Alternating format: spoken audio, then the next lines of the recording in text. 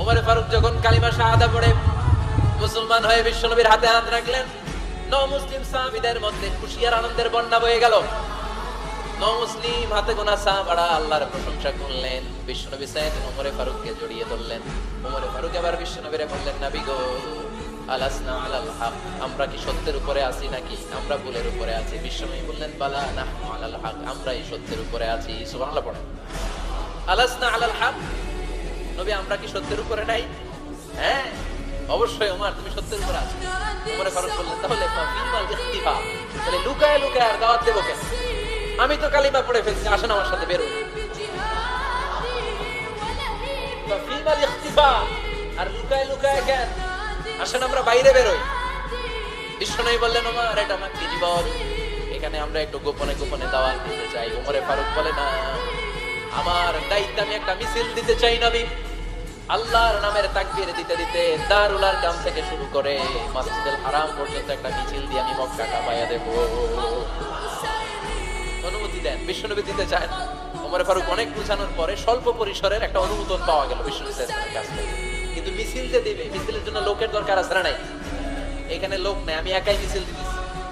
এটা জমবে, মিছিল জমবে। খুঁজে উনি 11 জন মুসলিম সাহাবা পেলেন। কয়জন? ওমর ফারুক বললেন, 11 জনই সই। এই 11 জন নিয়ে আমি আল্লাহর নামে তাকবীর দিব। 2 লাইন করলেন। কয় লাইন? 2 লাইন। পেছনে 6 জন, আর এই লাইনের নেতা বানালেন বিশ্বনবীর চাচা হামজাকে রাদিয়াল্লাহু তাআলা আনহু। আর সামনে 5 জন, তার আগে দাঁড়ালেন উনি নিজেই। তাহলে 6 6 12। বললেন এই 2 লাইনই আমরা তাকবীর দিতে দিতে, বেশি না, এই দারুল আরকামের ঘর থেকে, আপনারা জানেন যে সাফা মারওয়া এখন যে সাই হয়, এই সাফার পাদদেশে ছিল দারুল আরকামের ঘর। উনি বললেন এখান থেকে ওই যে কাবার গিলাফ দেখা যায়, কাবার গিলাফ পর্যন্ত আমরা এই তাকবীর নিয়ে ওখানে যাব। সুবহানাল্লাহ পড়বেন না? ওখানে উনি দাঁড়িয়ে ছোট্ট একটা ভাষণ দিয়েছিলেন। উনি বলেছিলেন, মান আরাদা আন তাসকুলা উম্মু ওয়া ইয়াতামা ওয়ালাদু ওয়া তারমিলা যাওজাতুহু ফালিয়াসুদ্দানি। খেয়াল করে শুনেন, কান দুইটা খরগোশের কানের মতো খাড়া করেন। উনি এক বাক্যের একটা ভাষণ দিলেন। ভাষণ দিতে জানলে বড় ভাষণ দেয়া লাগে না। এক বাক্যের ভাষণ দিয়ে গোটা বিশ্বকে ঝাঁকুনি মারা যায়। চিল্লায় বলো ঠিক কিনা? ওমর ফারুক এক বাক্যের একটা ছোট্ট ভাষণ দিলেন। মান আরাদা আন তাসকুলা উম্মু, কে আছো মায়ের এই মক্কায়, কে আছো মায়ের বুক খালি করতে চাও?